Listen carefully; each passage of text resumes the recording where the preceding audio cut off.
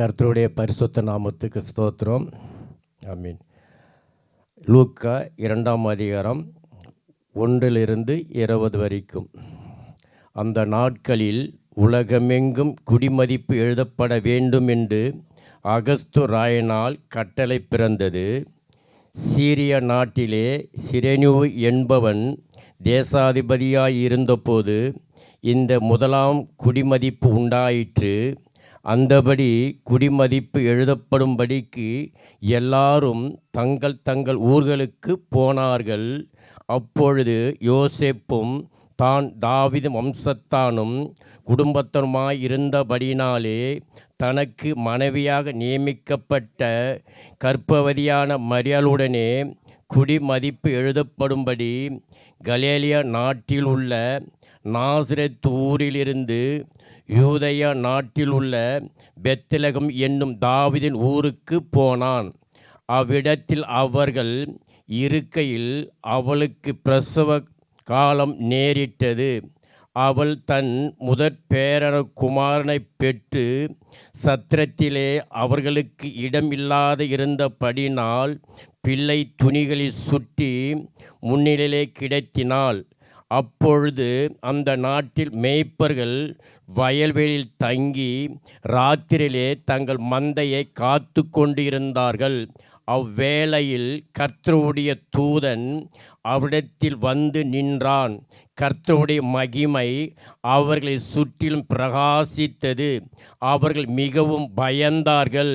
தேவ தூதன் அவர்களை நோக்கி, பயப்படாத இருங்கள், இதோ எல்லா ஜனத்துக்கும் மிகுந்த சந்தோஷத்தை உண்டாக்கும் நற்செய்தியை உங்களுக்கு அறிவிக்கிறேன். இன்று கர்த்தராகிய கிறிஸ்து என்னும் இரட்சகர் உங்களுக்கு தாவீதின் ஊரிலே பிறந்திருக்கிறார். பிள்ளை துணிகளில் சுற்றி முன்னணியிலே கிடைத்திருக்க காண்பீர்கள். இதுவே உங்களுக்கு அடையாளம் என்றான். அத்தருணமே பரமசேனைகள் திரள் அந்த தூதனுடைய தோன்றி, உன்னதத்தில் இருக்கிற தேவனுக்கு மகிமையும் பூமியிலே சமாதானமும் மனுஷன் மேல் பிரியும் உண்டாவதாக என்று சொல்லி தேவனை துதித்தார்கள்.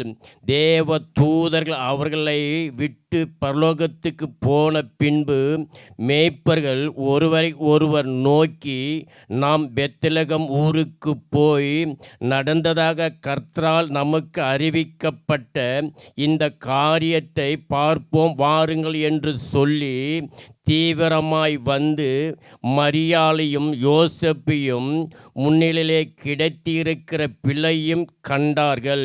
கண்டு அந்த பிள்ளையை குறித்து தங்களுக்கு சொல்லப்பட்ட சங்கதியை பிரசித்தம் பண்ணினார்கள். மேய்ப்பராலே தங்களுக்கு சொல்லப்பட்டதை கேட்டு யாவரும் அவைகளை குறித்து ஆச்சரியப்பட்டார்கள். மரியாளோ அந்த சங்கதியெல்லாம் தன் இருதயத்தில் வைத்து சிந்தனை பண்ணினாள். மேய்ப்பர்களும் தங்களுக்கு சொல்லப்பட்டதின் படியை கேட்டு கண்ட எல்லாவற்றிற்காகவும் தேவனை மகிமைப்படுத்தி துதித்து கொண்டு திரும்பி போனார்கள். ஆமேன். அல்லேலூயா.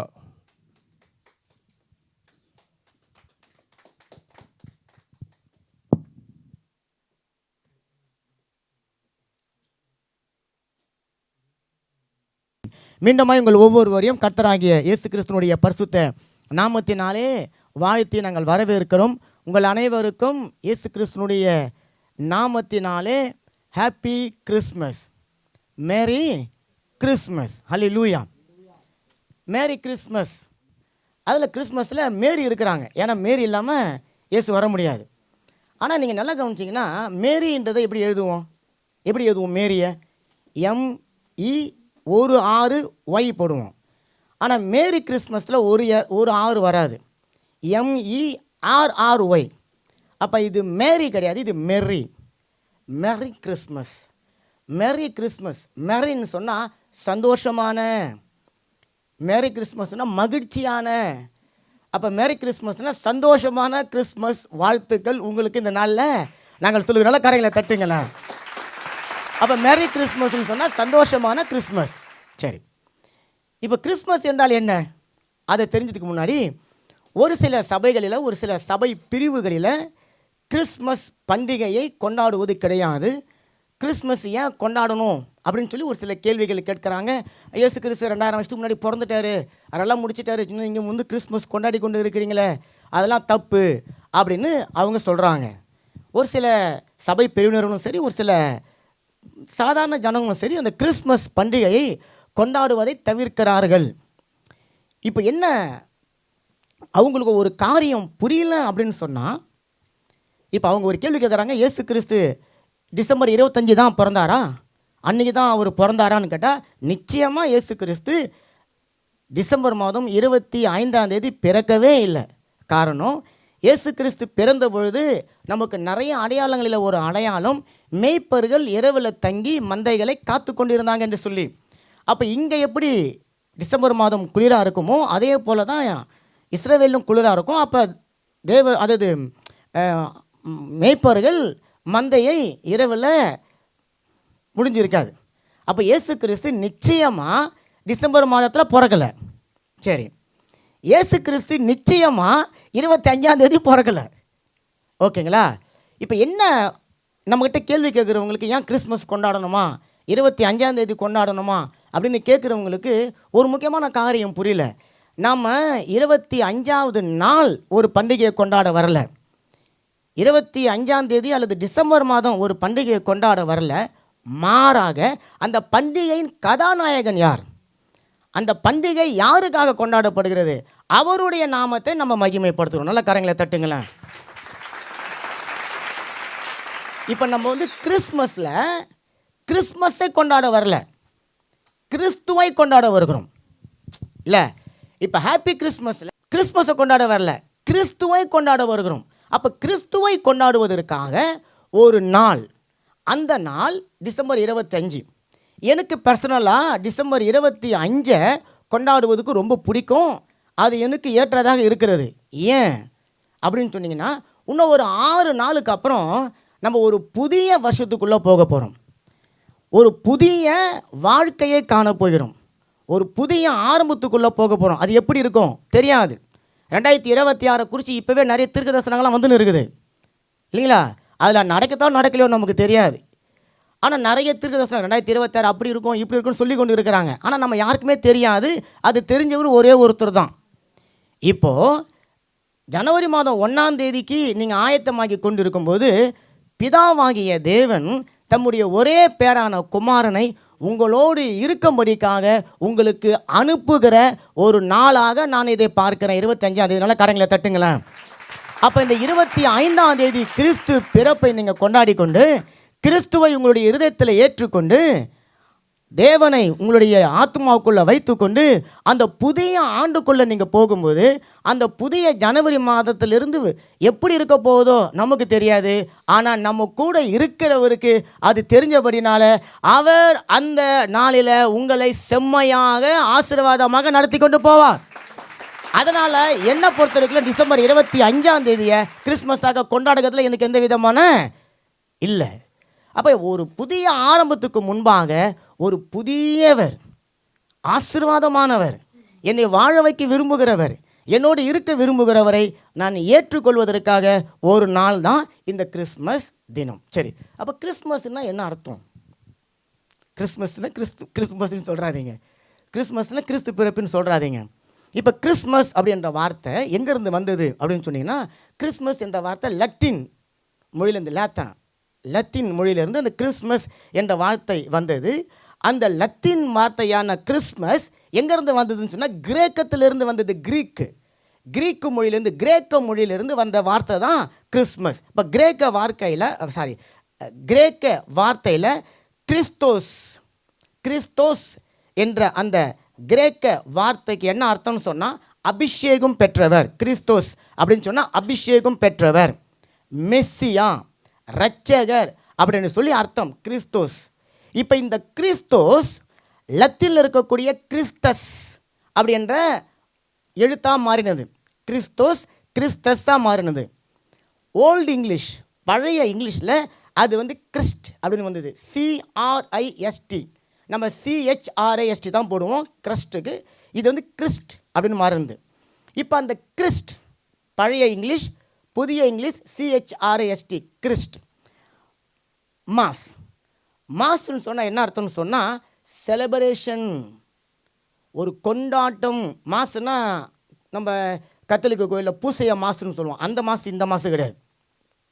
மாசுன்னா ஒரு ஃபீல், ஒரு பெரிய கூட்டம், ஒரு பெரிய கொண்டாட்டம். ஒரு 3 லட்சம் 4 லட்சம் பேர் குடிக்கிறோம்னு சொன்னால் அதுக்கு மாஸ் க்ரௌடுன்னு போடுவாங்க. அப்படின்னா பெரிய கொண்டாட்டத்துக்கான ஜனங்களாக இருக்கிறாங்க.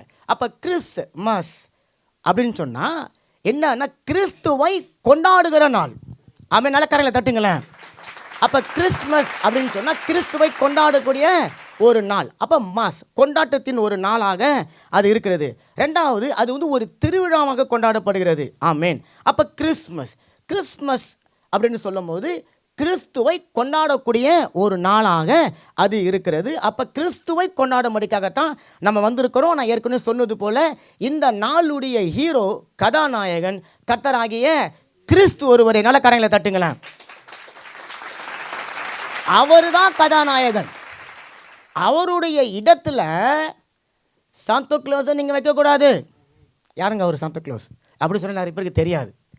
கிறிஸ்மஸ் தாத்தாவை நீங்கள் வைக்கக்கூடாது, கிறிஸ்மஸ் அப்பாவை வைக்கக்கூடாது. ஏன்னா பேர் நோயில்னு சொல்கிறோம்ல, பேர் நோயில்னு என்னதுங்க, கிறிஸ்மஸ் அப்பாவை வைக்கக்கூடாது. இன்னும் வேறு ஏதாவது அம்மான்னு சொல்கிறாங்களா, மேர் நோயில்னு சொல்கிறாங்களா எனக்கு தெரியல, அவங்கள வைக்கக்கூடாது. ஏன்னா இதனுடைய கதாநாயகன் அவர் தான், இயேசு தான். ஆனால் இப்போ சில சபைகளிலும் நல்ல பாரம்பரியமான நல்ல அபிஷேகம் நிறைந்த சில சபைகளில் கூட ஒரு யாருக்கெல்லாம் பெருசாக தொப்பை இருக்குதோ, அந்த தொப்பை இருந்தால் அவங்களுக்கு கிறிஸ்மஸ் தாத்தா ஆகிறதுக்குரிய தகுதி இருக்குது. அப்படி தானே? இப்போ நம்ம சபையில் தொப்பை யாருக்கு பெருசாக இருக்குது? அப்போது என்கிட்ட ஒருத்தங்க கேள்வி கேட்டாங்க, அதனால தான் நான் இந்த பதில் கொடுத்துனுக்கிறேன் உங்களுக்கு.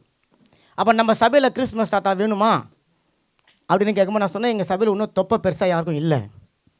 ஒரு தொப்பை பெருசாக வந்துட்டால் அவங்கள கிறிஸ்மஸ் தாத்தாவை போட்டுடலாம் அப்படின்னு சொன்னேன். ஓகே, கிறிஸ்மஸ் தாத்தாவை குறித்து நமக்கு எந்த விதமான நம்பிக்கையும் கிடையாது, அவர் எங்களுடைய ஹீரோ கிடையாது. இப்போ கிறிஸ்மஸ் தாத்தா அல்லது பேர் நோயல் ஏதோ ஒரு சிகப்பு கலர் துப்பி போட்டுன்னு அந்த ட்ரெஸ்ஸு போட்டுக்கின்னு அவங்க வராங்கல்ல, உங்களுக்கு தெரியறதுக்காக சொல்கிறேன், நீங்கள் புரிஞ்சுக்கொள்ளுங்க.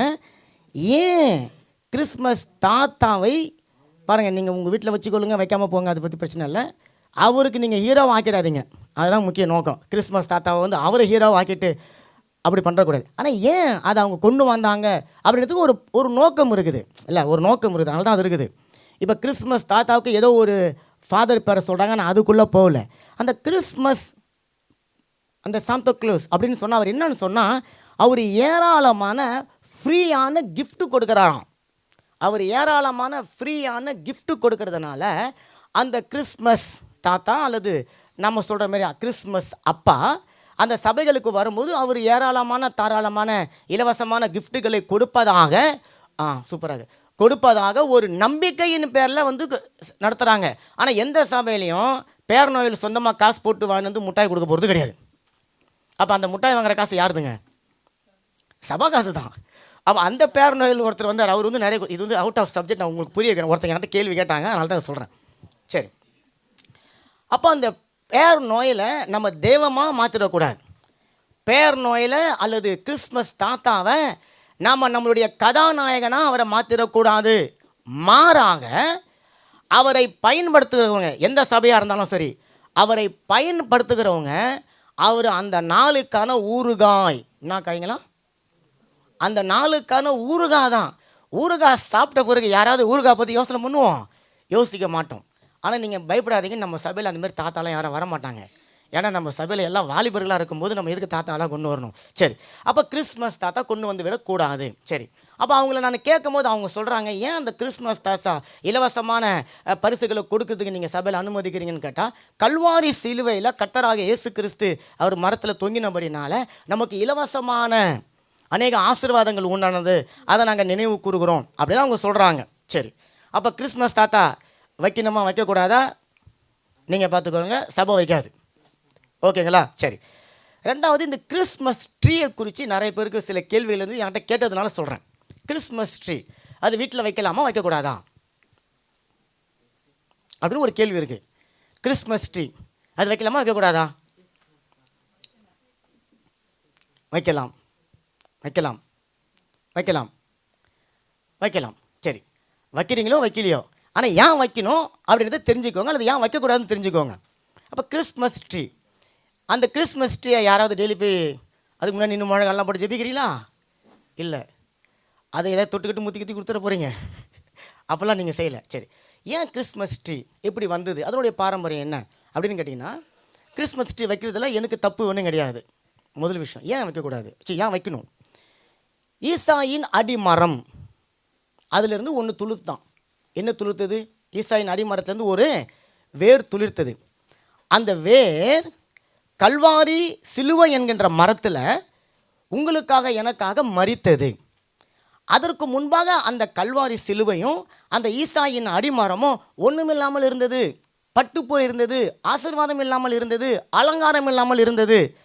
ஆனால் அந்த ஈசாயின் அடிமரத்திலிருந்து வந்த ஒரு வேறு அது வளர்ந்து கல்வாரி சிலுவை என்கின்ற மரத்தில் உங்களுக்காக எனக்காக தன்னுடைய ஜீவனை கொடுத்தபடினால கல்வாரி மரம் இப்போது ஆசீர்வாதமான மரமாக இயேசு கிறிஸ்துவின் மரணத்தினால பல பரிசுகளை, பல ஆசீர்வாதங்களை உங்களுக்கு கொடுக்கிறபடினால உங்கள் வீட்டில் ஒரு கிறிஸ்மஸ் ட்ரீ, நான் உங்களை யாரும் வைக்க சொல்லலை, நீங்கள் வச்சிங்கன்னா கிறிஸ்மஸ் ட்ரீ நீங்கள் வச்சிங்கன்னா அதில் அலங்காரமான நிறைய லைட்டுகளை போட்டு அலங்காரமான பல பரிசுகளை அந்த படத்தை நீங்கள் வைக்கிறதுனால உங்களை எதை நினைவுபடுத்த சொல்லுதுன்னு சொன்னால், கிறிஸ்மஸ் மரத்தை அல்ல, கிறிஸ்துவை, கல்வாரி சிலுவையில் தொங்கின கிறிஸ்து இப்படி தான் எனக்கு பல ஆசீர்வாதங்களை கொடுக்கும்படிக்காக அன்றைக்கு கல்வாரி சிலுவையில் தொங்கினார், இப்படி தான் என்னுடைய வாழ்க்கையை அலங்காரமாக மாற்றுவதற்காக கல்வாரி சிலுவையில் தொங்கினார் என்பதை என்னை நினைவு கூறும்படிக்கு தான் செய்த ஒழிய அது என்னுடைய உபதேசமாக மாறப்போவது கிடையாது, என்னுடைய வாழ்க்கையினுடைய ஒரு அங்கமாக மாறப்போவது கிடையாது.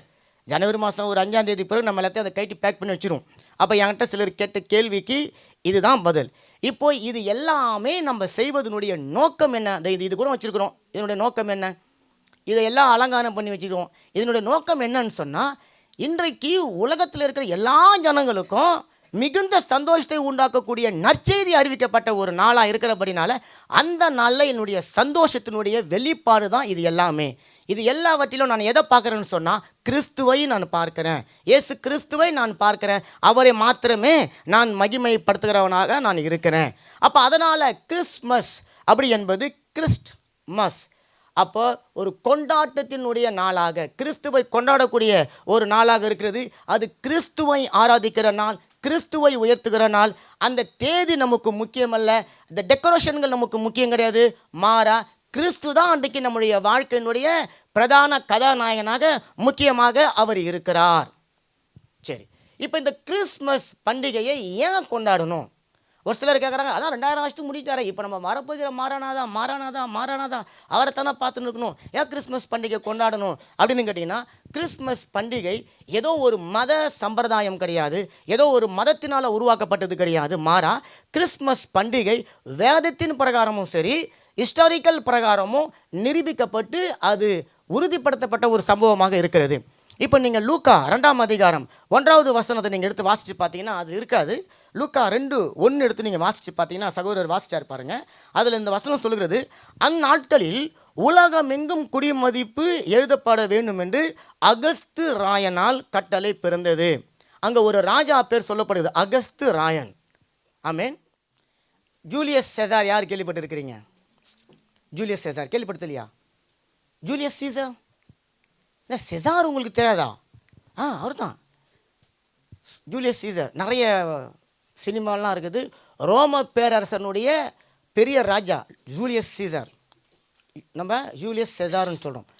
அவர் ஒரு பயங்கர பராக்கிரமசாலி ஆள். அந்த காலத்தில் உலகம் முழுவதையும் ஆண்டு கொண்டிருந்த ரோம சாம்ராஜ்யம், அந்த ராஜா தான் ஜூலியஸ் செசார். இப்போ அந்த ஜூலியஸ் செசாருடைய இவருக்கும் நம்ம அகஸ்து ராயனுக்கும் அவருக்கும் ஒரு தொடர்பு இருக்குது. அகஸ்து ராயனுடைய பாட்டி, அம்மா வழி பாட்டி, அவங்களுடைய அம்மாவுடைய கூட பிறந்த சகோதரன் தான் இந்த ஜூலியஸ் செசார். அப்படின்னு சொன்னால் ஒரு பெரிய சாம்ராஜ்யம், ஒரு பெரிய பேரரசராக இருந்த ஜூலியஸ் செசாருடைய வம்சாவழி தான் இந்த அகஸ்து ராயன். அப்போ இந்த அகஸ்து ராயன் உலகமெங்கும் தன்னுடைய சாம்ராஜ்யத்தை வைத்து கொண்டு இருந்தபடினால அண்ணன் பண்ணால் தன்னுடைய சாம்ராஜ்யத்தில் எத்தனை தேசங்கள் இருக்குது, எத்தனை ஜனங்கள் இருக்கிறாங்க என்பதை அறிந்து கொள்வதற்காக அவன் என்ன பண்ணுறான், சென்சஸ் எடுக்கும்படிக்கு ஒரு கட்டளையை கொடுக்குறோம். இன்றைக்கி சென்சஸ் மக்கள் தொகை எல்லா தேசமும் செய்யுது. அப்போ உலகத்தில் முதல்ல சென்சஸ் ஒரு ராஜாவினால் எடுக்கப்பட்டது. இதற்கு முன்பு ஒரு தடவை எடுக்கப்பட்டது, இப்போ எடுக்கப்பட்டு இருக்கிறது. அப்போ அந்த எடுக்கப்பட்ட அந்த காலம் ஏன் அந்த சென்சஸ் எடுக்கப்படணும்னு சொன்னால், அந்த சென்சஸ் எடுக்கப்படுகிற அந்த நேரத்தில் இயேசு கிறிஸ்து பிறந்தபடினால அவரும் இந்த உலகத்தில் ஒரு பிரஜை என்கின்றத எழுதி வைக்கணும், ஆதாரபூர்வமாக நிரூபிக்கணும் என்பதற்காக பிதாவாகிய தேவன் அப்படி ஒரு காரியங்களை செய்து வைத்திருந்தார். அப்போ நம்ம பார்த்தோம், நமக்கு இயேசு கிறிஸ்துனுடைய பிறப்பை உறுதிப்படுத்துவதற்கு அகஸ்து ராயனை தேவன் பயன்படுத்தினார். ஏன்னா அன்றைக்கி ஒருவேளை அந்த மனுஷன் சென்சஸ் எடுக்காமல் போயிருந்தா இன்றைக்கி நிறைய பேர் கேள்வி கேட்டுக்கிறாங்க இல்லைங்களா, இயேசு கிறிஸ்து பிறந்தது உண்மையா, அவர் அங்கே தான் பிறந்தாரா, 2000 வருஷத்துக்கு முன்னாடி தான் பிறந்தாரா, அவர் இன்னும் பிறக்கலையே அப்படிலாம் சொல்லி கொண்டு இருக்கிறதுக்கு உலக பிரகாரமாக நிரூபிப்பதற்கு ஒரு சாட்சி இல்லாமல் போயிருக்கும். அப்போ அந்த தேவன் இயேசு கிறிஸ்துவனுடைய பிறப்புக்கு, அந்த பிறப்புக்கு சம்பந்தம் இல்லாத புறஜாதியிலிருந்து ஒரு ரோம பேரரசனுடைய ஒரு ஒரு ஒரு ஒரு ராஜாவை எழுப்பி தன்னுடைய சாட்சியாக அவனை வைக்கிறார். இதுதான் இந்த கிறிஸ்து பிறப்பில் நான் உங்களுக்கு கொடுக்க போட ஒரு முக்கியமான செய்தியினுடைய சாராம்சம். இப்போ இன்றைக்கு நீங்கள் ஒரு உதவியை தேடி போய் கொண்டு இருக்கிறீங்க. நீங்கள் அந்த உதவியை யாரோ ஒருவர் மூலயமா செய்வார் என்று சொல்லி நீங்கள் எதிர்பார்த்து கொண்டு இருப்பீங்க. ஆனால் தேவன் உங்களுக்கு சம்மந்தமே இல்லாத ஒரு 3வது மனுஷன் மூலமாக உங்களுடைய வாழ்க்கையில் அந்த உதவிகளை கிடைக்கும்படிக்கு செய்திருக்கிறார், செய்வார், இனியும் அவர் செய்ய போகிறார். கரங்கள் எல்லாம் தட்டுங்களேன். அப்போ அன்றைக்கு இயேசு கிறிஸ்துவனுடைய பிறப்பை உறுதிப்படுத்துவதற்கு ஒரு புறஜாதி ராஜாவை தேவன் சிந்தனையில் பேசி சென்சஸ் எடுக்க சொன்னார். அப்போ இயேசு கிறிஸ்துவனுடைய பிறப்பு ஏதோ ஒரு கட்டுக்கதையோ அல்லது ஏதோ ஒரு கிறிஸ்தவர்களுடைய நம்பிக்கையோ அல்லது கிறிஸ்துவ மதத்தினுடைய ஒரு புனித நாள் அப்படின்னு சொல்லியோ கிடையாது. இது ஹிஸ்டரிக்கலாக, எப்படி நீங்களும் நானும் பிறந்ததுக்கு ஒரு ஹிஸ்டரிக்கலான சாட்சி இருக்குதோ, உங்களுக்கு எனக்கும் ஒரு ஆக்ட் த நேசன்ஸ், ஒரு பர்த் சர்டிஃபிகேட் இருக்கிறதோ, அதே போல் 2000 ஆண்டுகளுக்கு முன்பாக இயேசு கிறிஸ்து பெத்லகேமில் பிறந்தார் என்பதற்கான பிறந்த பதிவு, act the nations, birth certificate இருக்கிறபடினால இந்த கதாநாயகன் சினிமாவில் காட்டுற காணாத கதாநாயகன் கிடையாது. நிஜமாகவே உங்களுக்காக எனக்காக தாவீதின் ஊரில் அவர் பிறந்தார். ஆமென். இப்போ பாருங்க, அந்த காலகட்டத்தில் இயேசு கிறிஸ்து பிறந்தபடினால லூக்கா 2ஆம் அதிகாரம் 11வது வசனம் சொல்லுகிறது, இன்று உங்களுக்காக இரட்சகர் பிறந்திருக்கிறார். சொல்லுங்க எல்லாரும், இன்று உங்களுக்கு இரட்சகர் பிறந்திருக்கிறார். இந்த வசனத்தில் 3 வார்த்தை முக்கியமானது. முதல்ல இன்று. இந்த வார்த்தையை நீங்கள் என்னைக்கு படித்தாலும் எப்படி படிப்பீங்க? இன்று. ஒரு 20 வருஷம் கழித்து கர்த்தர் சித்தமானால் ஒரு 30 வருஷம் கழித்து நம்மெல்லாம் இங்கே ஒரு பெரிய சபையாக இருப்போம், ஆராதிச்சாலும் அங்கே வாசிக்கும்போது இன்றுன்னு தான் வாசிப்போம். அப்போ இன்றுன்னு சொன்னால் இயேசு கிறிஸ்து இன்னைக்கும் அவர் பிறந்திருக்கிறார். ஆமென். விசுவாசிக்கிற கரங்களை தட்டுங்களேன். அவர் இன்றைக்கா பிறந்திருக்கிறார். ஏன் அப்படின்னு சொன்னால், ஏற்கனவே இயேசு கிறிஸ்துவை அறிஞ்சவங்களுக்காக அல்ல, இனிமேல் இயேசுவை அறிய போகிறவர்களுக்காக இன்று கர்த்தராகிய இயேசு கிறிஸ்து பிறந்திருக்கிறார். நாளைக்கு கிடையாது, நேற்றுக்கு கிடையாது, இன்னைக்கு, இந்த நாள். அப்போ இந்த நாள் தான் மனமகிழ்ச்சி நாள். இந்த நாள் முக்கியமானது. 2வது உங்களுக்கு. யாருக்குங்களா? இதை யார் படிக்கிறாங்களோ, யாரோ ஒருத்தங்க பைபிள் எடுத்து படிக்கிறாங்கல்ல, இன்றுன்னு படிக்கிறாங்கல்ல, அவங்கள பார்த்து வசனம் சொல்லுது உங்களுக்கு. ராஜாக்களுக்கு கிடையாது, பக்கத்தில் இருக்கிறவங்களுக்கு கிடையாது, வேறு தேசத்தை ஆளக்கூடிய தலைவர்களுக்கு கிடையாது. யார் படிக்கிறாங்களோ அவங்களுக்கு, உங்களுக்கு. அப்போது எல்லாருக்கும் கிடையாது. யாருக்குன்னு சொன்னால், இந்த வேத புத்தகத்தை எடுத்து வாசிக்கிற அந்த மனுஷனை பார்த்து வேதம் சொல்லுது உங்களுக்கு. 2வது இரட்சகர். யாருங்களா? இரட்சகர். ராஜா கிடையாது, தலைவர் கிடையாது, அரசியல்வாதி கிடையாது, ஏதோ ஒரு டீச்சரு கிடையாது, ஏதோ ஒரு மத போதகர் கிடையாதுங்க. அவர் யாருன்னு சொன்னால் இரட்சகர். இரட்சகர்னு சொன்னால் உங்களை காப்பாற்றக்கூடியவர், உங்களை விடுவிக்கக்கூடியவர், உங்களோடு கூட இருந்து உங்களுக்காக யுத்தம் செய்து உங்களுக்கு ஜெயம் கொடுக்க போகிற அந்த இரட்சகர். அப்போ இன்றைக்கு இங்கெல்லாம் இந்த வசனம் வாசிக்கப்படுதோ, இந்த 3 விஷயம் முக்கியமான விஷயம். இன்னைக்கு இயேசு கிறிஸ்து பிறந்திருக்கிறார். ஆமென். ஏற்றுக்கொள்ளுகிறவர்களுக்காக பிறந்திருக்கிறார். 3வது இரட்சகராக அவர் பிறந்திருக்கிறார். அப்போ இன்றைக்கு மட்டும் கிடையாதுங்க, 2000 ஆண்டுகளுக்கு முன்பாகவும் உலகம் இந்த இயேசு கிறிஸ்துவனுடைய பிறப்பை எப்படி பார்த்ததுன்னு சொன்னால், ஒரு குழந்தையாக அவரை பார்த்தது. பெத்லகேம் இல்ல, பலவீனமான தாயை தகப்பனை சார்ந்து இருக்கக்கூடிய ஒரு குழந்தையாக இந்த உலகம் பார்த்தது. ஆனால் பரலோகம் அவரை குழந்தையாக பார்க்கல.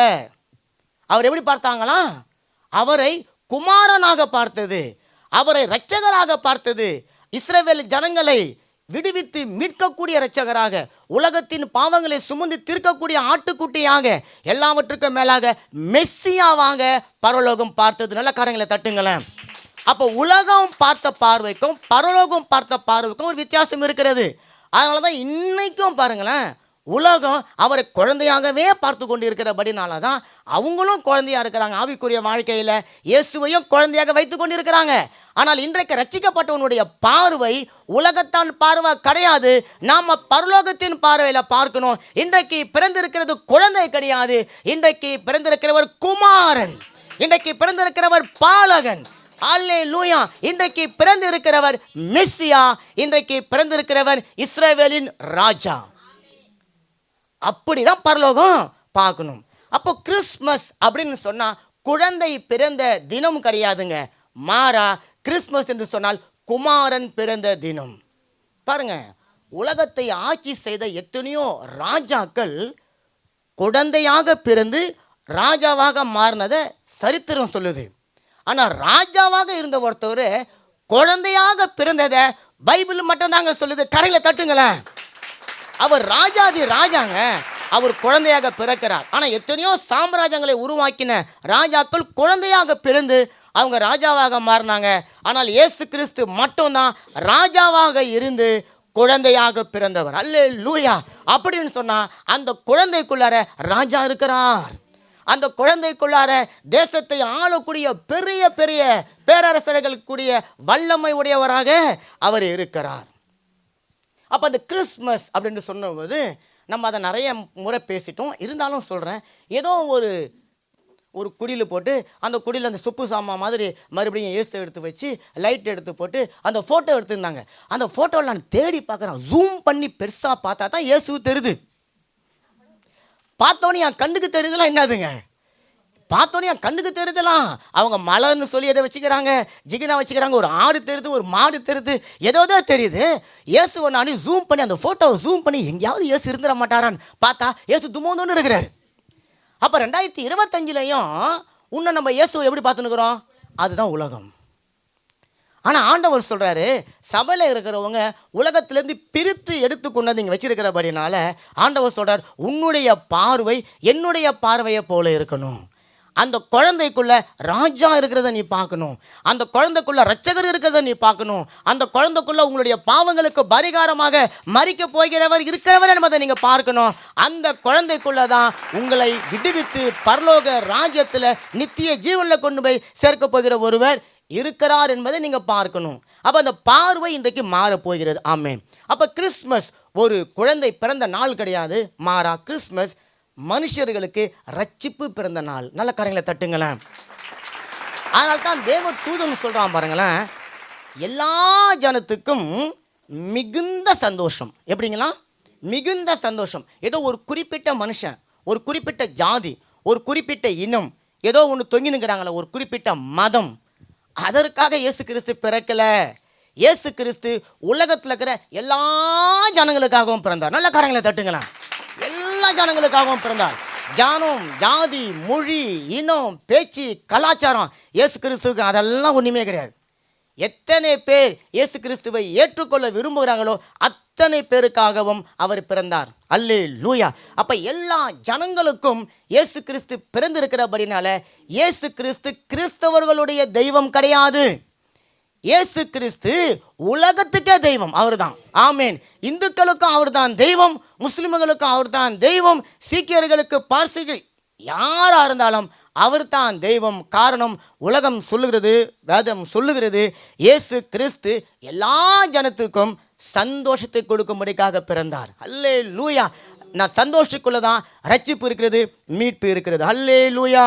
அப்போ கிறிஸ்மஸ் அப்படின்னு சொன்ன உடனே ஜனங்களுடைய இருதயத்தில் தோன்றுவது எல்லாம் ஒரு குழந்தை நினைத்து கொண்டு இருக்கிறாங்க. அவர் குழந்தை கிடையாதுங்க. ஆனால் தான் நமக்கு தெளிவாக சொல்லுது, அவரை பார்க்க சாஸ்திரிகள் வந்து அவருக்கு கொடுத்த பரிசுகளை பார்க்கும்போது அவருக்குள்ள 3 தன்மைகள் வெளிப்பட்டது. அதை நம்ம அதை ஒரு நாளைக்கு பார்க்கலாம். அப்போ இந்த கிறிஸ்மஸ் ஒரு குழந்தையினுடைய பிறப்பாக மட்டும் பார்த்து விடாமல் இது மனுஷனுக்குள்ளார ஆசீர்வாதம் பிறந்த ஒரு நாளாக இருக்கிறது. அதனால தான் ஏசாயா பாருங்களேன், இயேசு கிறிஸ்துவுக்கு பல 100 ஆண்டுகளுக்கு முன்பாக வாழ்ந்த ஏசாயா சொல்கிறார், 9வது அதிகாரம் 6வது வசனம். அதை எடுத்து வாசிங்க ஒருத்தவங்க. இங்கே கூட இருக்குது பாருங்கள், 9:6. நமக்கு ஒரு பாலகன் பிறந்தார், நமக்கு ஒரு குமாரன் கொடுக்கப்பட்டார், கர்த்தர்த்துவம் அவர் தோளின் மேல் இருக்கும், அவர் நாமம் அதிசயமானவர், ஆலோசனை கர்த்தா, வல்லமை உள்ள தேவன், நித்திய பிதா, சமாதான பிரபு என்னப்படும். வேதம் தெளிவாக சொல்லுது, நமக்கு ஒரு பாலகன் பிறந்தார். ஒரு குழந்தை பிறந்தது, அது உண்மைதான். நமக்கு ஒரு குழந்தை பிறந்தது. ஆனால் அந்த குழந்தைய அடுத்த வசனம் சொல்லுது, ஒரு குமாரன் கொடுக்கப்பட்டார். அப்போ தெளிவாக சொல்லுது, எடுத்தோடனே நமக்கு கொடுக்கப்பட்டது குமாரன் கிடையாது. ஏன்னா மனுஷ வித்திலிருந்து பரிசுத்த வித்தாக வரணும் அப்படின்னு சொன்னால் குழந்தையாக தான் வரணும். அப்போ ஆண்டவர் தேவன் பிதா எழுதும் போதே தெளிவாகிறார், நமக்கு முதல்ல கொடுக்கப்பட்டது ஒரு பாலகன், ஒரு குழந்தை. இப்போ அடுத்த வரியை சொல்லுது, நமக்கு ஒரு குமாரன் கொடுக்கப்பட்டார். இப்போ பாதி ஜனங்கள் 2வது வரியை மறந்துடுறாங்க, முதல் வரியை பிடிச்சி கொண்டு இருக்கிறாங்க. பாலகன் பிறந்தார், ஆனால் தூங்கு பாலா தூங்கு, நாங்கள்லாம் எழுந்து ஓடுறோம், நீ மட்டும் தூங்கினே இருன்னு சொல்லிட்டு தூங்க வச்சுட்டு கரெக்டாக 28, 29 அல்லது ஜனவரி 10, 15 தேதியில் எடுத்து மறுபடியும் தொடச்சி கிடிச்சு எடுத்து பொட்டியில் போட்டு மூடி பரல் மலை தூக்கி வச்சிடுறாங்க. அதுக்கப்புறம் அந்த பிறந்த பாலகனுக்கும் வீட்டுக்குள்ளே இருக்கிற பாலகனுக்கும் எந்த சம்மந்தம் கிடையாது.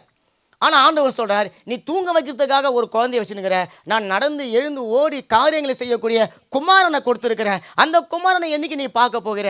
அந்த குமாரன் உன்னுடைய வீட்டுக்குள்ளே வர வேணும். அந்த குமாரன் தான் நன்மை செய்ய சுற்றி திரிந்து கொண்டிருந்தார். பிசாசினுடைய பிடியில் சிக்கி கொண்டிருந்த எல்லாரையும் விடுவிக்கும்படிக்காக சுற்றி திரிந்து கொண்டிருந்தார். தன்னுடைய வல்லமையை வெளிப்படுத்த வந்தார், பிதாவினுடைய அன்பை வெளிப்படுத்த வந்தார், உங்களுக்காக எனக்காக மரிக்க வந்தார். அந்த குமாரனை நீ தேடாம பலவீனமான ஒரு குழந்தைய மட்டும் நீ தேடிக்கொண்டு இருக்கிறிய, அதனால தான் உன்னுடைய வாழ்க்கை மாறல. அப்போ ஆண்டவர் சொல்றார், நீ எப்போ குமாரனை பார்க்குறியோ அப்போ நீ மெய்யாகவே நீ விடுவிக்கப்படுவாய். இப்போ நிறைய குடும்பங்களில் குமாரனை பார்க்காம இருக்கிறபடினால தான் அந்த பாலகனை போல இவங்களும் தூங்கி நிற்கிறாங்க. அவங்க வம்சமே தூங்கி கொண்டு இருக்கிறது 2000 வருஷமா. ஆனால் ஆண்டவர் சொல்றார், குமாரனை நீ பார்க்கும்படிக்காக நான் உங்களுக்காக குமாரனை கொடுத்து இருக்கிறேன். பாலகன் பிறந்தார் தாங்க. ஆனால் பிறந்த அந்த பாலகன் ஏதோ ஒரு அம்மாவால் பிறக்கல. ஆண்டவர் சொல்றார், குமாரன் என்னோடு கூட இருந்தார குமாரன், அந்த குமாரன் உங்களுக்காக குழந்தை வடிவில் கொடுக்கப்பட்டு இருக்கிறார். அல்லேலூயா. இப்போ நல்லா கவனிங்களேன். இப்போ வசனம் சொல்லுது, நமக்கு ஒரு பாலகன் பிறந்தார், நமக்கு ஒரு குமாரன் கொடுக்கப்பட்டார்னு சொன்ன உடனே அடுத்தது இங்கே வசனம் சொல்லுது, அவர் நாமம். எப்படி சொல்லுதுங்களா? அவருடைய நாமம். எவ்வளோ ஒரு மரியாதை பாருங்க, எவ்வளவு கனம் பாருங்க. குழந்தைய பார்த்து கொண்டு இருக்கிறீங்களே, அவர் இப்போ குமாரனாக மாறிட்டார். அந்த குமாரனுடைய நாமம் அப்படின்னு சொல்லி ஆரம்பிக்கிறது. இப்போ கேள்வி என்னன்னு சொன்னால், குழந்தையை விட அந்த குழந்தைக்குள்ளே இருக்கிற நாமம் தான் முக்கியம். நல்லா கரங்களை தட்டுங்களேன். நான் அழுத்தி சொல்லுவதற்கெல்லாம் ஒரு காரணம் இருக்குது. குமாரனை விட முக்கியம், அதாவது குழந்தையை விட முக்கியம் அந்த குழந்தைக்குள்ளே இருக்கிற நாமம். அந்த நாமம் தான் நமக்கு முக்கியமானது. இங்கே அடுத்தது நமக்கு அப்படின்னு சொல்லி போடப்பட்டிருக்கிறது. எப்படிங்களா? நமக்கு ஒரு குமாரன் கொடுக்கப்பட்டார். முதல்ல நமக்கு தான் ஒரு குழந்தை கொடுக்கப்பட்டது, அதோடு முடிஞ்சிருது. அடுத்த ஸ்டெப்புக்கு வந்துட்டார் தேவன். இப்போ நமக்கு ஒரு குமாரன் கொடுக்குறார். இப்போ நமக்கு ஒரு குமாரன் கொடுக்கப்பட்டிருக்கிறார். கிறிஸ்மஸ் நான் சொன்னேன், உலகத்தில் இருக்கிற எல்லா ஜனங்களுக்கும் பொதுவான பண்டிகை தான் கிறிஸ்மஸ்ன்னு நான் சொன்னேன். ஆனால் அதுக்குள்ளார ஒரு ரகசியம் பொருந்து இருக்கிறது. என்னன்னு சொன்னால், பிறந்த அந்த குழந்தைய எனக்கு அப்படின்னு ஒருத்தன் ஏற்றுக்கொள்கிறான்ல, அவனுக்கு தான் அன்றைக்கி கிறிஸ்மஸ். நான் சொல்றது புரியுதுங்களா? கிறிஸ்மஸ் குழந்தை உலகத்துக்கு போகிறவங்க தான், எனக்கு கிடையாதா? சரி, எல்லா ஜனங்களுக்கும் எங்களுக்கு கிடையாதா? இல்லை, யார் எனக்கு ஒரு குமாரனுக்கு பிறந்திருக்கிறார், எனக்கு ஒரு பாலகன் கொடுக்கப்பட்டிருக்கிறார், அல்லது எனக்கு ஒரு குமாரன் கொடுக்கப்பட்டிருக்கிறான்னு சொல்லிட்டு யாரெல்லாம் ஏற்றுக்கொள்கிறாங்களோ அவர்களுக்கு தான் இந்த கிறிஸ்மஸ் சொந்தம். அல்லேலூயா. அப்போ இந்த வசனத்தில் இருக்கிற அந்த ஒரே ஒரு சின்ன வார்த்தை தான் இந்த வசனத்தினுடைய கீவேர்டு. அந்த நமக்கு என்கிறத நிறைய பேர் மறந்துட்டபடினால தான், அதை பொதுவாக நினைக்கிறபடினால தான் ரோட்டோரமாக உட்காந்து கொண்டு மண்ணை எடுத்து பிசைஞ்சு ஒரு சிலையை செஞ்சு பெயிண்ட் அடித்து வச்சு கொண்டிருக்கிற அவங்கிட்ட அதில் பேரம் பேசி வாங்குறது யாரை வாங்குகிறோம்? அவங்க கதை பிரகாரம் யாரை வாங்குகிறோம் சொல்லுங்கள்? அவங்க வாங்குறவங்களுடைய சிந்தனை பறியே வாங்குறது யாரை வாங்குறாங்க? கடவுளை வாங்குறாங்க. அப்படித்தானே கதை. இப்போ இயேசுவை அவங்க கடவுளை தானே பார்க்குறாங்க, அந்த சொப்பு சாமானை அதை கடவுளாக பார்க்குறாங்க. அந்த கடவுளாக வாங்கக்கூடிய ஒருத்தருக்கு இவங்க பேரம் பேசி வாங்குறாங்க. அப்போ என்ன மாதிரியான ஒரு ஒரு ஒரு மனுஷனுடைய தன்மையை பாருங்கள். சரி, உண்மையாக உன்னுடைய பார்வைக்கு அவர் தான்ப்பா கடவுள் வச்சுக்கோ. நீங்கள் வாங்குகிற சின்ன சின்ன நீங்கள்ல பொதுவாக அந்த சின்ன சின்ன சின்ன சூசேப்பர், இந்த மரியாள், இந்த இது ஆடு மாடு கோழி சுற்றி நிறைய பண்ணி கூட இருக்குது அதுக்குள்ளார, எல்லாத்தையும் வாங்குறீங்க. இப்போ இது எல்லாம் என்னது? இயேசு பிறந்த போது இதெல்லாம் போணுதான். எதெல்லாம் போணுது? ஆடு போனது, மாடு போனது, கழுதை போனது, ஒருத்தர் நின்று இருப்பார், இங்கே ஆட்டுக்குடி வச்சு நிற்பார், எல்லாம் போணுதான். ஆனால் மனுஷன் போலியாம். எந்த மனுஷன்? இந்த மனுஷன் போல. இவர் போகாமல் வேடிக்கை மட்டும் பார்த்துட்டு வந்துடுறாரு. டெய்லி வாரம் வருஷம் போயிட்டு வேடிக்கை பார்த்துட்டு வந்துடுறாரு. இப்போ போய் அவங்ககிட்ட பேரம் பேசி வாங்குறதுங்க. இப்போ அவன் தன்னுடைய வயிற்று பிழைப்புக்காக செஞ்ச ஒரு காரியத்தை நீ பேரம் பேசி வாங்கி வந்து நீங்கள் வீட்டில் வச்சு ஆண்டவர்கிட்ட கொடுக்கும்போது, ஆண்டவரே என்னை நீங்கள் இப்படியும் ஆசீர்வதிங்க, இடம் கொள்ளாமல் போக மாட்டேன், என்னை ஆசீர்வதிங்க, என்ன அப்படி ஆண்டவர் சிரிக்க மாட்டார்? சிரிக்க மாட்டாரா? அப்போ பாருங்கள் என்ன. அப்போது நமக்கு இந்த நமக்கு என்கிறது ஒரு பர்சனல், உங்களுக்கும் பிறந்திருக்கிற குமாரனுக்கும் ஒரு பர்சனல் கான்டாக்ட், உங்களுக்கும் பிறந்திருக்கிற குமாரனுக்கும் பர்சனலாக ஒரு தொடர்பு இருக்கக்கூடியவர்களாகத்தான் நம்ம இந்த கிறிஸ்மஸ் பண்டிகை கொண்டாடணும். ஒரு பர்சனல் ரெவலேஷன், தேவனோடு எனக்கு ஒரு தனிப்பட்ட விதத்தில் ஒரு வெளிப்பாடு எனக்கு கிடைக்குது. என்னன்னு சொன்னால், அவர் குமாரனாக இருக்கிறார். அந்த குமாரனை என்னால் தூக்கி ஒரு சின்ன உருவமாக பார்க்க முடியாது. பிதாவாகிய தேவனுக்கு முன்பாக பிதாவாகவே இருந்தவரை முதல்ல குமாரனா பார்க்கறதுக்கு என்னுடைய மனசு ஏற்றுக்காது. அதான உண்மை. ஒரு தேவனை ஒரு குமாரனாவே பார்க்கறதுக்கு நம்மளால் கற்பனையே பண்ண முடியாதுன்னு சொன்னால், ஒரு குட்டி குழந்தையா பார்க்கறதுக்கு எப்படி என்னால் ஏற்றுக்கொள்ள முடியும் அப்படின்னு சொன்னால், ஆண்டவர் சொல்கிறார், என் ஜனங்கள் அறிவில்லாமையால் போய் கொண்டு இருக்கிறாங்க. அப்போ இப்போ போயின்னுக்கிறாங்க. அப்போ ஆண்டவர் சொல்கிறார், முதல்ல பிறந்தது குழந்தை கிடையாது, முடிஞ்சிருச்சு. இப்போ அவர் குமாரன். அந்த குமாரனோடு உனக்கு ஒரு பர்சனல் கான்டாக்ட் இருக்குதா? இப்போ யாருக்கு தான்பா அந்த கிறிஸ்மஸ் கொண்டாட தகுதி இருக்குது? யோவான் 1ஆம் அதிகாரம் 12வது வசனம் சொல்லுகிறது. யோவான் 1ஆம் அதிகாரம் 12வது வசனம், அவரை ஏற்றுக்கொண்டவர்களுக்கு தேவனுடைய பிள்ளைகளாகும் அதிகாரத்தை கொடுத்திருக்கிறார். எவரை ஏற்றுக்கொண்டவர்களுக்கு? இயேசு கிறிஸ்துவாகிய குமாரனை ஏற்றுக்கொள்கிறவர்கள் எவர்களோ அவர்கள் தான் பிள்ளைகள் என்கின்ற அதிகாரத்தை பெற்றுக்கொள்ள முடியும். அப்போ நான் இன்னைக்கு பிள்ளையாக இருக்கிறேன்னு சொன்னால், நான் ஒரு குழந்தைக்கு பிள்ளையாக இருக்க முடியாதுங்க. நான் இன்னைக்கு ஒரு குமாரனுக்கு பிள்ளையாக இருக்க முடியும். அல்லேலூயா. ஒரு ராஜாவுக்கு பிள்ளையாக இருக்க முடியும், இரட்சகருக்கு பிள்ளையாக இருக்க முடியும். அல்லேலூயா. அப்போ இங்கே வசனம் சொல்லுது, யாரெல்லாம் அவரை ஏற்றுக்கொள்கிறார்களோ அவர்கள் தான் பிள்ளைகள். அப்போ உலகம் அல்லேலூயா அந்த குழந்தையினால் எந்த பலனையும் பெற்றுக்கொள்ளலை, ஆனால் பயன் அடைந்தவர்கள் குமாரனை பார்த்தவர்கள். அல்லேலூயா. அப்போ அந்த பர்சனல் ரிலேஷன்ஷிப்புக்குள்ளார கிறிஸ்மஸை நம்ம கொண்டாடணும். அப்போ எனக்கும் பிறந்திருக்கிற அந்த குழந்தையாக இருக்கக்கூடிய பாலனுக்கும் என்ன சம்பந்தம் இருக்கிறது? லீலா நம்ம கூட சொன்ன பாருங்க, முஸ்லீம்கள் கூட நீங்கள் அன்றைக்கி எங்கள் வீட்டுக்கு எத்தப்பல இருக்கிற முஸ்லீம்கள் கூட பெரிய பெரிய சப்பை எடுத்துன்னு போய் கிறிஸ்மஸ் ட்ரீ எடுத்துன்னு போய் நிறைய அந்த டெக்கரேஷன்லாம் பண்ணி, அந்த மரத்துக்கும் அர்த்தம் தெரியாது, கிறிஸ்துவுக்கும் அர்த்தம் தெரியாமல் கொண்டாடுவதனால அவங்க வீட்டில் கிறிஸ்து இருக்கிறாங்களான்னு நமக்கு தெரியாது. ஆனால் கிறிஸ்து யார் வீட்டில் இருக்கிறாங்களோ அவங்க வீட்டில் அதற்கான அடையாளங்கள் அது வெளிப்படும். அல்லேலூயா. அப்போ முக்கியமாக இன்றைக்கி பிறந்த நாள், நம்ம கிறிஸ்துவனுடைய பிறந்த நாளை கொண்டாடுகிற காலத்தில் இருக்கிறோம். பிறந்த குழந்தைக்கான பிறந்த நாள் அது இல்லாமல் என்னுடைய வாழ்க்கையில் அந்த குமாரனாக அவர் வந்து பிறந்து என்னுடைய வாழ்க்கையில் இருக்கிற தரித்திரங்களுக்கு ஒரு முடிவு புள்ளி வச்சிருக்கிறார். என்னுடைய வாழ்க்கையில் இருக்கிற ஆசீர்வாத குறைவுகளுக்கு ஒரு முடிவு கட்டியிருக்கிறார். என்னுடைய வாழ்க்கையில் இருந்த பாவத்துக்கு ஒரு முடிவு கட்டியிருக்கிறார். என்னுடைய வாழ்க்கையில் இருந்த தரித்திரத்திற்கு ஒரு முடிவு கட்டியிருக்கிறார். வியாதி பாருங்க, அந்த வியாதி தான் இன்னைக்கு ஆராதனைக்கு வர முடியாதபடிக்கு தடை பண்ணு வருகிறது. அந்த வியாதியை என்னை விட்டு விலக்குவதற்காக அவர் இன்னைக்கு குமாரனாக கொடுக்கப்பட்டு இருக்கிறார். அல்லேலூயா. நல்ல கரங்களை தட்டுங்களா. சரி, இப்போ அந்த கொடுக்கப்பட்ட அந்த குமாரன் அல்லது பிறந்த அந்த பாலகன் அவர் எப்படி இருந்தார், எப்படி பிறந்தார் என்பதை யோவான் 1:14 நம்ம வாசிச்சோம் பாருங்க. யோவான் 1:14 வாசிங்க. ஒருத்தங்க டக்குன்னு எடுத்து. அந்த வார்த்தை மாம்சமாகி கிருபையினாலும் சத்தியத்தினாலும் நிறைந்தவராய் நமக்கு வாசம் பண்ணினார். ஆமென். அவருடைய மகிமை கண்டோம். பாருங்க, அது 2 வார்த்தை ரொம்ப முக்கியமான வார்த்தையா இருக்குது. ஒன்று கிருபையினாலும் சத்தியத்தினாலும். அப்ப சத்தியம் அப்படின்னு சொன்னா அது பிதாவாகிய தேவனை குறிக்கக்கூடியது. கிருபை அப்படின்னு சொன்னா அது கர்த்தராகிய இயேசு கிறிஸ்துவை குறிக்கக்கூடியதாக இருக்கிறது. அப்ப பிறந்த குழந்தைக்குள்ளார கிருபையும் சத்தியமும் இருக்க முடியாது. அப்ப யாருக்குள்ள இருக்க முடியும்? குமாரனுக்குள்ள தான் இருக்க முடியும். சத்தியமும் கிருபையும் நிறைந்தவராக அவர் இந்த பூமியில் மாம்சத்தில் வெளிப்பட்டார். அந்த வெளிப்பட்ட அந்த தேவன் பிதாவாகிய தேவனுக்கு ஒரே பேரானவருடைய மகிமையாகவே இருந்தது. அப்போ இந்த ஒரே பேரானவருடைய மகிமை என்கிறது எந்த மகிமை? பிறந்த குழந்தையினுடைய மகிமை கிடையாது. மாறாக பரலோகத்தில் பிதாவாகிய தேவனோடு கூட இருந்தார். அவருடைய குமாரனாகிய கிறிஸ்துவனுடைய மகிமை பொருந்தனவராகவே பூமியில் பிறந்த குழந்தையினுக்குள்ளே இருக்கக்கூடிய குமாரனிலிருந்து அது வெளிப்பட்டது. சொல்லுது புரியுதுங்களா?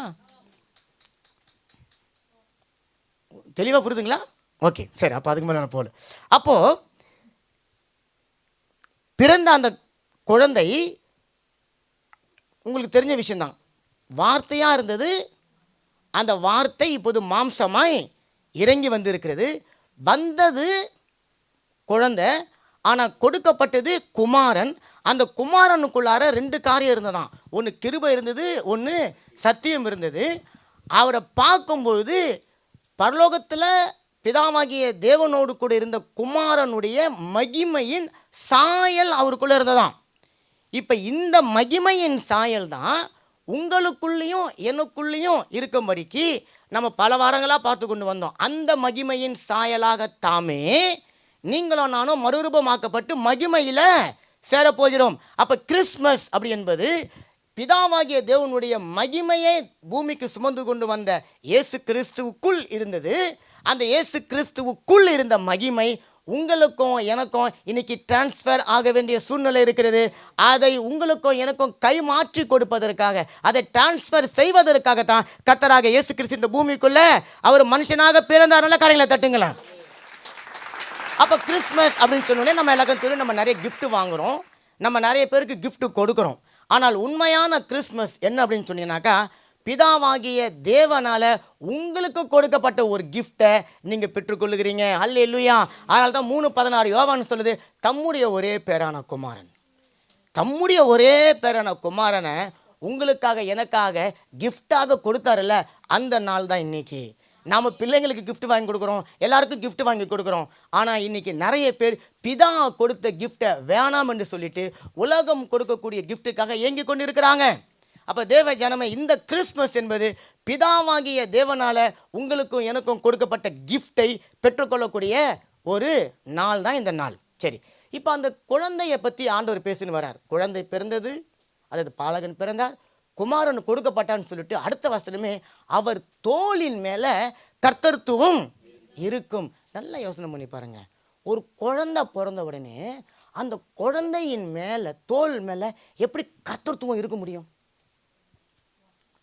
இல்லை.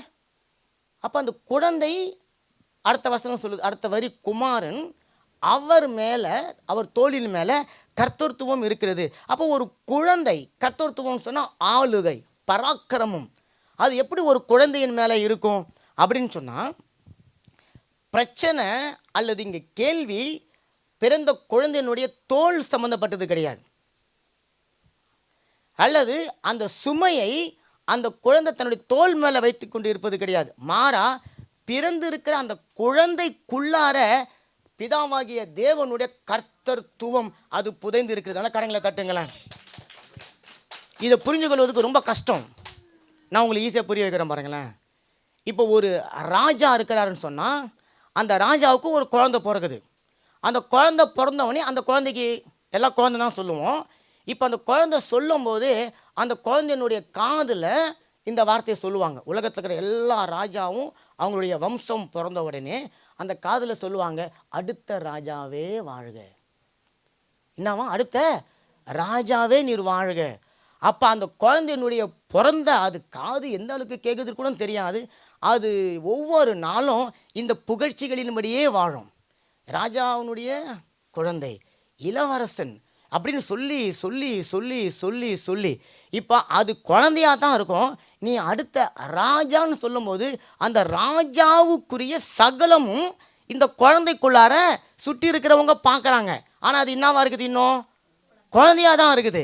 இப்போ அதே போல தான் ஆண்டவர் சொல்கிறாரு, உலகம் தான் அவரை நீ குழந்தையாக பார்த்து கொண்டு இருக்கிறீங்க, ஆனால் பரலோகம் அவரை குமாரனாக பார்த்து கொண்டு இருக்கிறபடினால அந்த குழந்தைக்குள்ளார பிதாவாகிய தேவனுடைய கர்த்தத்துவம், அவருடைய வல்லமை, அவருடைய அதிகாரம், அவருடைய பராக்கிரமம், அவருடைய சகலவிதமான காரியங்களும் அந்த குழந்தைக்குள்ளேயே வைத்து தான் நான் உங்களுக்கு குழந்தையாக அனுப்புகிறேன். காரணம், இந்த குழந்தை தான் நாளைக்கு உலகத்தை நியாயம் தீர்க்க போகிற நியாயாதிபதியாக இருக்க போகிறார் அப்படின்னு சொல்லி அவர் சொல்றார். அப்ப பிறந்தது ஒரு குழந்தை தான், பிறந்தது ஒரு பாலகன் தான். ஆனால் அந்த பாலகனுக்குள்ளார குமாரன் இருக்கிறார். அந்த பாலகனுக்குள்ளார பிதாவாகிய தேவனுடைய வல்லமை, பெலன், அதிகாரம், ஆளுகை, ஆளுமை எல்லாம் இருக்கிறது. அல்லேலூயா. அதனால தான் இயேசு கிறிஸ்து பாருங்க குமாரனாக வந்து நின்று அப்படி பேசுறாரு பாருங்க. மத்தேயு 28:18 மத்தேயு 28:18 அப்படி குமாரன் நின்று பேசுறாரு.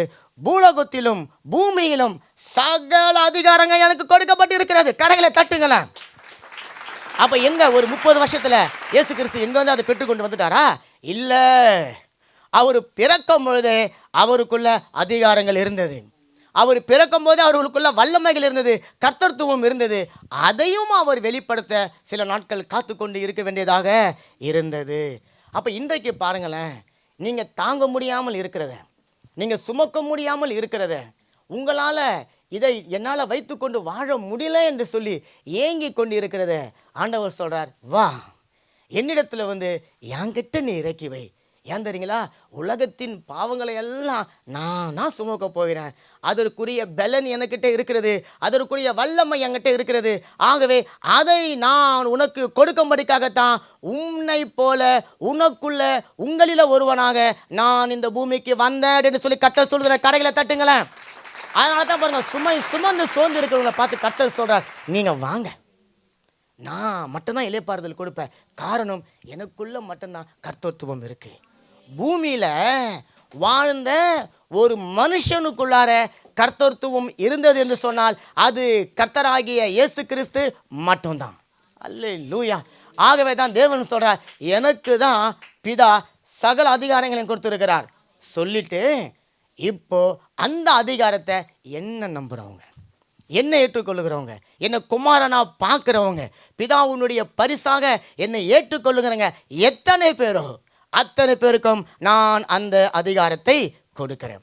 அப்போ கிறிஸ்மஸ் பண்டிகை கிடையாது, கிறிஸ்மஸ் ஒரு செலிப்ரேஷன் கிடையாது, கிறிஸ்மஸ் ஒரு நம்பிக்கை, கிறிஸ்மஸ் ஒரு ஹோப். ஆமீன். இந்த நம்பிக்கை என்னன்னு சொன்னால், எனக்காக ஒரு குமாரன் கொடுக்கப்பட்டார். இப்போது அந்த கொடுக்கப்பட்ட குமாரன் யார்? நம்மளால் இயேசுன்னு ஈஸியாக சொல்ல முடியும். ஆனால் இயேசு என்பது இந்த பூமியில் அவர் வந்து பிறந்து நம்மளுடைய பாவங்களை சுமந்து தீர்ப்பதற்காக கொடுக்கப்பட்டது தான் இயேசுன்ற பேர். உங்களுக்கு புரியுதுங்களா? ஆமாம். அவருக்கு இன்னொரு பேர் இருக்குது. என்னதுங்க? இம்மானுவேல். அப்போ இம்மானுவேல்னு சொன்னால் நம்மோடு கூட இருக்கிறவர். இயேசுன்னு சொன்னால் ஜனங்களின் பாவங்களை நீக்கி ரட்சிக்கிறதுக்காகத்தான் வந்தார். அப்போ அதுக்கு இயேசு தான் வேணும், எம்மானுவேல் முடியாது. ஏன்னா எம்மானுவேல் கூட இருக்கிறவர். அப்போ பாவங்களை சுமந்து தீர்க்கக்கூடியவர் அல்லது பாவங்களை நீக்கி சுத்திகரிக்கிற கிருபாதாரா பலியா ஒருத்தர் வேணும், அவர் தாங்க இயேசு. ஆனால் இயேசு 2000 ஆண்டுகளுக்கு முன்பாக எல்லாம் முடிச்சுட்டு அவர் முடிச்சிட்டார். இப்போ அவர் நம்ம கூட எப்படி இருக்கிறாருங்க? இம்மானுவேலாக இருக்கிறார். எந்தண்டைக்க நம்மோடு கூட இருக்கிறார். இந்த இம்மானுவேல் தான் முன்னாடி நம்ம சொல்கிறோம் யெகோவா ஷம்மா. ஷம்மாவாக இருக்கக்கூடிய எம்மானுவேல் தான் இயேசுவாக வந்தார். இப்போ இயேசுவாக உங்களுக்குள்ள எனக்குள்ள வாழ்ந்து கொண்டு இருக்கிறார். அப்போ அந்த இயேசு என்பவர் யாரு தான்? அவருக்குள்ள என்ன தான் இருந்தது? ஏன் நான் இன்னைக்கு இயேசுனுடைய பிறந்த நாளை கொண்டாடணும், அல்லது நான் ஏன் இன்னைக்கு இயேசுவை குமாரனா ஏற்றுக்கொள்ளணும், வருஷம் வருஷம் கிறிஸ்மஸ்ன்ற பேரில் நான் எதுக்கு இதெல்லாம் செய்யணும் அப்படின்னு சொன்னால், பிறந்தது குழந்தை இல்லைன்னு தெரிஞ்சு போச்சு, பிறந்தது குமாரன். அந்த குமாரன் யார், அதை தான் பார்க்க போயிடும். அவரை தான் 9ஆம் அதிகாரம் 6வது வசனம் ஏசாயாவில் சொல்லப்பட்டிருக்குது. அவருடைய நாமம், அவருடைய நாமம் என்னதுங்களா? வாசிங்க. அவருடைய நாமம் அதிசயமானவர், அவருடைய நாமம் ஆலோசனை கர்த்தா, அவருடைய நாமம் வல்லமை உள்ள தேவன், அவருடைய நாமம் நித்திய பிதா, அவருடைய நாமம் சமாதான பிரபு. என்னங்க நீங்கள் இப்படிலாம் ஜோக் அடிச்சுன்னு இருக்கிறீங்க? பிறந்த குழந்தைக்குமே இவ்வளோ பேரை சொல்லினுக்கிறீங்களே. அப்படித்தான் இதை பற்றி தெரியாதவங்க கேட்பாங்க, என்னங்க நீங்கள் குழந்தை பிறந்துன்னு சொன்னீங்க, இங்கே வந்து அவருன்னு சொல்கிறீங்க, அவருடைய நாமம்னு அதிசயமானவர்னு சொல்கிறீங்க. பாருங்கள், உலகத்தில் அதிசயத்தை கேள்விப்பட்டு இருக்கிறீங்க. உலகத்தில் நிறைய அதிசயம் இருக்குது. ஆனால் அதிசயமானவர் அப்படின்னு சொல்லி உலகத்தில் அழைக்கப்படுகிறவரும் சரி, பரலோகத்திலையும் அழைக்கப்படக்கூடிய ஒரே ஒரு ஆள் யார் தெரியுங்களா? அவ்வளோதான். அப்போ அவருடைய பேர் அதிசயமானவர்னு சொல்லும்போது அவர் நிச்சயமாக ஒரு குழந்தையா இருக்க முடியாது. அவர் குழந்தையா பிறக்க ஒரு காலம் இருந்ததுங்க. ஆனால் இன்னைக்கு அவர் குழந்தையா இல்லை என்கின்ற சத்தியத்தை இந்த ஜனங்க தெரிஞ்சுக்கிறது கிடையாது. அதனால தான் குழந்தை பாலகன் என்று சொல்லி குழந்தை இயேசுன்னு ஒரு கோயிலை கட்டி அந்த கோயிலுக்குள்ளார டெய்லி திருப்பி நடந்து கொண்டு இருக்கிறது. என்னங்க அநேகமாக இல்லை இதெல்லாம்? இந்தியாவில் நீங்கள் பெங்களூருக்கு போனீங்கன்னா குழந்தை இயேசு கோயிலும் ஒன்று இருக்குது. குழந்தை இயேசுக்கு கூட நம்ம ஆளுங்களுக்கு ஏதாவது ஒன்று இருந்தால் கோயிலை கட்டி விட்டுணும்னு ஆசைப்பட்டு கட்டிடுறாங்க இல்லை? அப்போ ஆண்டவர் சொல்கிறாரு, அப்பா ஏசாயா கிட்ட சொல்கிறாரு, ஒரு குழந்தை கொடுக்க போகிறது உண்மைதான், ஒரு கன்னி வந்து பிறக்கத்தான் போகிறாங்க, நிச்சயமாக அதான் கிறிஸ்மஸ் 3:15, அதில் மாற்று கருத்து இல்லை. ஆனால் அவர் குழந்தை கிடையாதுப்பா, அவர் நான் தான். யாருங்க? நான் தான். இந்த பேரெல்லாம் நீங்கள் பார்க்கும்போது பிதாவுனுடைய பெயர்களுக்கு எல்லா பெயர்களும் இங்கே போடப்பட்டிருக்கிறது. ஆனால் பிதா யாரை இங்கே முன் வைக்கிறாருன்னு சொன்னால் இயேசு கிறிஸ்துவை வைக்கிறாரு. இப்போ நான் சொன்ன பாருங்க, அவர் நாமம் அப்படின்னு சொல்லும்போது அவர் நாமம் என்பது அவருடைய பேர் கிடையாது. அவர் நாமம் இப்போ வந்து எனக்கு ஒரு பேர் இருக்குது, அந்த பேர் நானா? இப்போ ஜான் எட்வர்டுன்னு சொல்கிறான், அதுதான் நானா? நான் அதுவா? ஏன்னா நீங்கள் லண்டனுக்கு போனீங்கன்னா, அமெரிக்காவுக்கு போனால் கோடி ஜான் எட்வர்டு இருப்பாங்க. இப்போ இந்த பிரதர் பேர் அபெல், இவர் அபெல் கிடையாது அப்படின்னு பார்த்தா இங்கே ஒரு அபெல் கிடையாது, பக்கத்தில் ஒருத்தர் இருப்பார். அப்போ அபேல் என்பது என்னன்னு சொன்னால் அந்த பேர் ஐடென்டிஃபிகேஷன் கிடையாது, மாறா அவர் அப்படின்னா அவருடைய கேரக்டர், அவருடைய சுபாவம், அவருடைய விருப்பம், அவருடைய ஆசை, அவருடைய எண்ணம், அவர் எப்படிப்பட்டவருங்க, அவர் ஜாலியானவரா, கோபக்காரரா, எரிச்சலுக்காரரா, சிரிக்கிறவரா, சிரிக்காதவரா, இது எல்லாம் தான் இது. ஆனால் இது எல்லாத்துக்கும் நம்ம உலக பிரகாரமாக புரிந்து கொள்வதற்கு ஒரு பேர், அதுதான் அந்த பேர். ஆனால் அந்த பேர் அவர் கிடையாது. அதே போல் இங்கே பிறந்த அந்த குழந்தைக்கு ஒரு பேர் உண்டு, அந்த பேருக்குள்ளார இருக்கக்கூடிய நாமங்களை சொல்கிறாங்க. அந்த நாமங்கள் பேர் கிடையாது, மாறா அந்த நாமங்களே அவர் தான். ஆமென். அப்போ பிறந்த அந்த குழந்தை அல்லது குமாரனுக்குள்ளார இந்த 5 வகையான கேரக்டர் இருக்கிறது, 5 வகையான சுபாவங்கள் இருக்கிறது. அந்த 5 வகையான சுபாவங்களையும் உங்களுடைய வாழ்க்கையில் இந்த கிறிஸ்மஸ் அன்னைக்கு கொடுக்கணும் என்பதற்காக தான் கர்த்தராகிய தேவன் தன்னுடைய ஒரே பேரான குமாரனை அவர் கொடுத்திருக்கிறனால கரங்களை தட்டுங்களேன். அப்போ முதல்ல நம்ம கொஞ்சம் வேகமாக பார்ப்போம், இந்த ஒவ்வொரு பேரையும் டீட்டெயிலாக பார்க்க போகிறது கிடையாது. அப்போ இங்கே அவருடைய நாமம் என்பது அவருடைய பெர்சனாலிட்டி. ஆமீன். அந்த பெர்சனாலிட்டி உங்களுடைய என்னுடைய வாழ்க்கையில் இறங்கி வரணும் என்பதற்காகத்தான் கிறிஸ்து பிறப்பின் நாளையே நம்ம கொண்டாடி கொண்டு இருக்கிறோம்.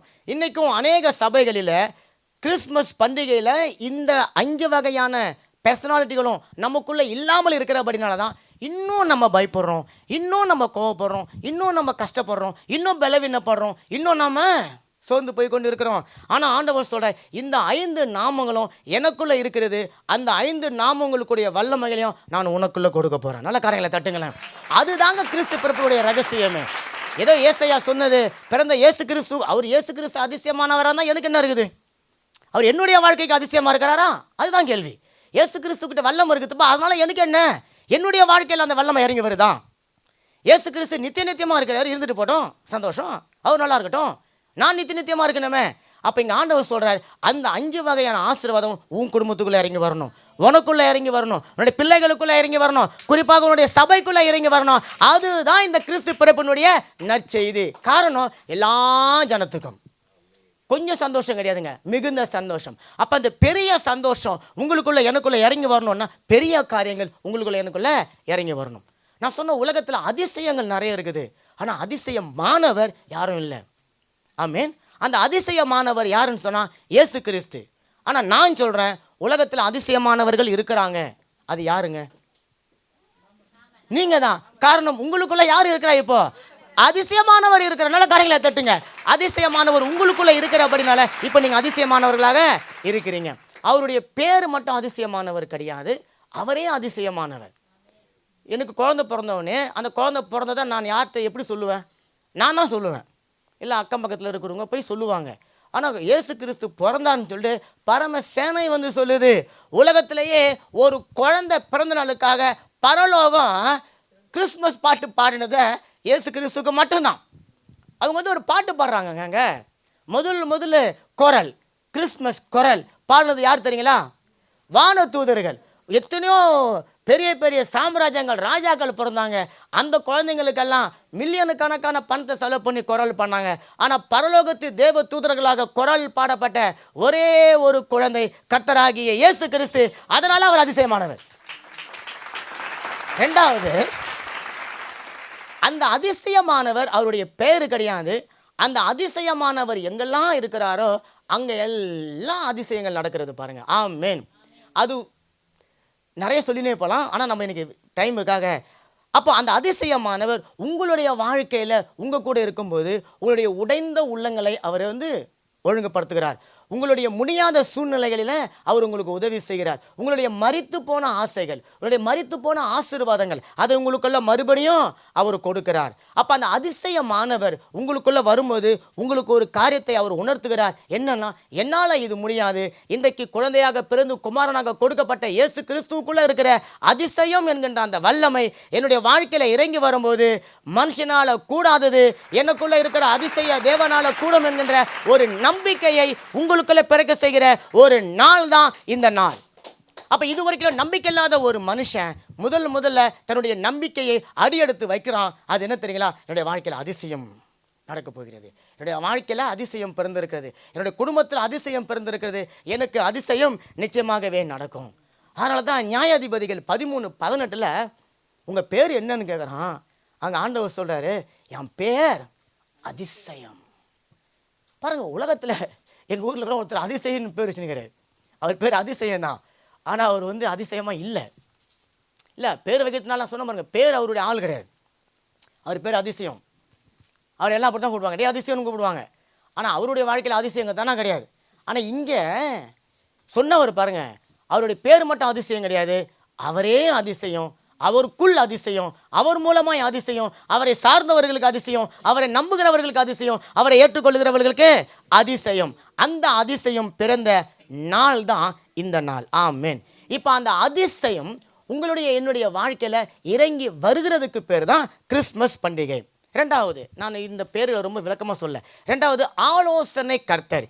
இன்றைக்கு மனுஷன் ஆலோசனை இல்லாமல் தவித்து கொண்டிருக்கிற வேலையில் இந்த கிறிஸ்மஸ் மூலமாக தேவன் சொல்லுகிறார், உனக்கு நான் ஆலோசனை கொடுப்பதற்காக இன்றைக்கும் நான் உனக்காக பிறந்திருக்கிறேன். அப்போ ஆலோசனை இல்லாமல் ஜனங்கள் கெட்டு போய் கொண்டிருக்கிறார்கள், ஜனங்கள் சீர்கட்டு கொண்டு இருக்கிறார்கள், ஜனங்களுடைய வாழ்க்கைகள் உடைக்கப்பட்டிருக்கிறது. அப்போ ஆண்டவர் சொல்ற, நீ வருஷம் வருஷம் கிறிஸ்மஸ் கொண்டாடுறது போலவே நீ இன்னைக்கு கொண்டாடி கொண்டு போயிருப்பன்னு சொன்னினா உன்னுடைய வாழ்க்கை கெட்டு போய் கொண்டு இருக்கும். ஆனால் என்னை நீர் ஆலோசனை கர்த்தராக ஏற்றுக்கொண்டு உன்னுடைய உள்ளத்தில் நான் தங்குவதற்கு இடத்தை கொடுத்து அந்த ஆலோசனை உன்னுடைய இருதயத்தில் பிறப்பதற்கு நீ இடம் கொடுப்பன்னு சொன்னால், உன் மீது நான் கண் வைத்து நல்ல ஆலோசனைகளை கொடுத்து நான் உன்னை நடத்துவேன். நல்ல காரியங்களை தட்டுங்களேன். அப்போ இன்றைக்கு கிறிஸ்மஸ் என்பது ஒரு குழந்தை பிறந்த நாள் மட்டும் கிடையாது, உங்களுக்கு எனக்கு ஆலோசனை பிறந்த ஒரு நாள். அல்லேலூயா. ஆலோசனை கர்த்தராக, ஆலோசனையை கொடுக்கக்கூடியவராகவே இன்றைக்கு கர்த்தராக இயேசு கிறிஸ்து உங்களுக்காக எனக்காக அவர் பிறந்திருக்கிறார். மூன்றாவது, வல்லமை உள்ள ஒரு தேவன். அல்லேலூயா. மனுஷன் பலவீனமானவன் பாருங்க, மனுஷனால கூடாத காரியங்கள் நிறைய இருக்கிறது. ஆண்டவர் சொல்றார், இன்னைக்கு கிறிஸ்மஸ்பா, இந்த கிறிஸ்மஸ்ல நீ மட்டும் என்னை குமாரனாக ஏற்றுக்கொண்டா உனக்குள்ளார நான் வல்லமையாக இறங்கி வருவேன். அல்லேலூயா. உனக்குள்ள மரித்து போன பகுதியில் நான் உயிர்ப்பிப்பேன். உனக்குள்ள கெட்டு போயிருக்கிற சரீர உறுப்புகளை நான் உயிர்ப்பிப்பேன். உனக்குள்ள இருக்கிற பலவீனங்களை நான் எடுத்து போடுவேன். உன்னுடைய வாழ்க்கையில் இருக்கிற தரித்திரங்களை எடுத்து போடுவேன். உன்னுடைய கடன் பிரச்சனைகளை உன்னை விட்டு நான் நீக்கி போடுவேன். என்னால் செய்ய முடியாத அதிசயமான காரியம் ஒன்று உண்டோ? காரணம், என்னுடைய வல்லமைகள் இன்றைக்கும் குறைந்து போகவில்லை. நீ மட்டும் என்னை குழந்தையாக பார்த்து கொண்டு இல்லாம என்னை நீ குமாரனாக பார்த்துன்னு சொன்னா, அந்த குமாரனுக்குள்ள இருக்கிற கர்த்தத்துவத்தினுடைய வல்லமையாகிய வல்லமை உனக்குள்ள இறங்கி வரும். அதனால சங்கீதம் 92 எடுத்து வாசித்து பார்த்தீங்கன்னா, அதில் இந்த வசனத்தை அழகாக சொல்லப்பட்டிருக்கு பாருங்களேன். சங்கீதம் 92 டக்குன்னு எடுத்து வாசிப்போம். சங்கீதம் 92 இப்படியாக சொல்லுது. பர்வதங்கள் படிங்க படிங்க படிங்க. பர்வதங்கள் தோன்றும் முன்னும் நீர் பூமியையும் உலகத்தையும் உருவாக்கும் முன்னும் நீரே அனாதியாய் என்றென்றைக்கும் தேவனாய் இருக்கின்றீர். பார்த்தீங்களா? உலகமே தோன்றுவதற்கு முன்பாக நித்தியமாய் நீர்தான் இருந்தீர். நீர்தான் எல்லாவற்றையும் உண்டாக்கினீர் அப்படின்னு சொன்னா, நீர் வல்லமை உள்ளவராக இருக்கிறீர். என்னுடைய வாழ்க்கையில் நான் காண்கிறத காணாத அதிசயங்களை அற்புதங்களை செய்ய உமக்கு வல்லமை உண்டு. என்னுடைய வாழ்க்கையில் நான் நினைத்ததை விட நினைத்து பார்க்க முடியாத அதிசயங்களை செய்ய உமக்கு வல்லமை உண்டு. என்னுடைய வாழ்க்கையில் அசாத்தியமான காரியங்களை செய்து அதை சாத்தியமாக மாற்ற உமக்கு வல்லமை உண்டு என்று சொல்லி நான் இன்றைக்கு விசுவாசித்து அந்த வல்லமை உள்ள குமாரனை ஏற்றுக்கொள்வதற்காக கொண்டாடப்படக்கூடிய பண்டிகை தான் கிறிஸ்மஸ். அல்லேலூயா. அப்போ அவர் இயேசு கிறிஸ்து குமாரனாக வந்தார், நம்மை விட்டு போகாமல் இருக்க. அவர் நம்மோடு கூட இருந்தார், நம்மை விட்டு பிரியாமல் இருக்க. கடைசியா அவர் பெயர் சமாதான பிரபு. அல்லேலூயா. லூக்கா 2ஆம் அதிகாரம் 14வது வசனத்தில் எப்படி சொல்லப்படுதுன்னு பாத்தீங்க டக்குன்னு. லூக்கா 2:14. உன்னதத்தில் இருக்கிற தேவனுக்கு மகிமையும் பூமியில சமாதானமும். போதும். பூமியில் என்னதுங்களா? சமாதானம். ஏன்னா இயேசு கிறிஸ்து பிறந்த காலத்தில் சமாதானம் இல்லாமல் பூமி இருந்தது. ஆண்டவர் சொல்றார், அந்த சமாதானம் இல்லாமல் இருந்த ஜனங்களுக்கு நான் சமாதானத்தை கொடுக்கும்படிக்காக நான் வந்தேன் என்று சொல்லி கர்த்தர் சொல்ல. கரைகளை தட்டுங்களேன். அதனால தான் ஆதியில் இருந்த தேவனுடைய பெயர்களை பார்க்கும்போது யெகோவா ஷாலோம், சமாதானத்தின் தேவன். இயேசு சொல்றார், அந்த சமாதானத்தின் தேவனாக குமாரனாக உன்னுடைய இருதயத்தில் நான் வந்து பிறக்கலாமா? உங்கள் வீட்டில் நான் வந்து தங்கலாமா அப்படின்னு சொல்லி தேவன் உங்களை பார்த்து கேட்கிறார். அப்போ இன்றைக்கி நிறைய பேர் சொல்கிறாங்க, எனக்கு சமாதானம் உண்டுங்க. ஆண்டவர் சொல்கிறார், அந்த சமாதானத்தை கொடுக்க உங்களுக்கு நிறைய இருக்கிறது.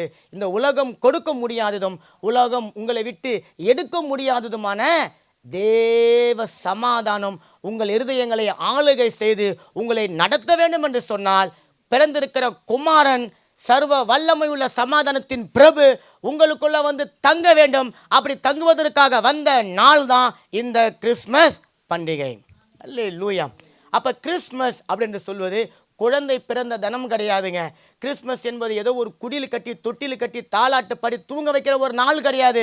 கிறிஸ்மஸ் என்பது இப்படி எல்லாம் டெக்கரேஷன் பண்ணி நம்ம செய்யக்கூடிய ஒரு நாள் கிடையாது.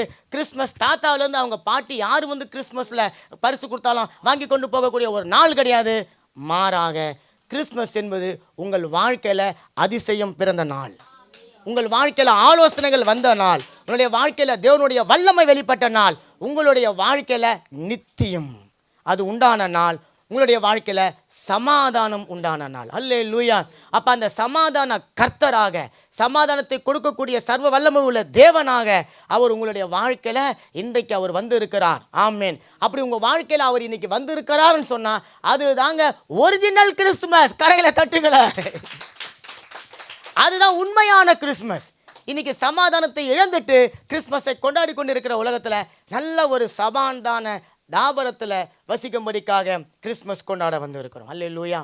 நம்ம இன்னைக்கு கிறிஸ்மஸ் கொண்டாட வந்ததனுடைய நோக்கம் கிறிஸ்துவை கொண்டாட, கிறிஸ்துவின் மூலமாய் கிடைத்த 5 பரிசுகளை பெற்றுக்கொள்வதற்காக, கிறிஸ்துவின் மூலமாக என்னுடைய வாழ்க்கையில் சாட்சியாக இருக்கக்கூடிய அந்த காரியத்தை பெற்றுக்கொள்ள தக்கதாக இந்த கிறிஸ்மஸ் பண்டிகை நம்ம கொண்டாடுவோம். உங்கள் எல்லாருக்கும் ஹாப்பி கிறிஸ்மஸ். நல்லா எழுந்து கரங்களை தட்டுங்களேன்.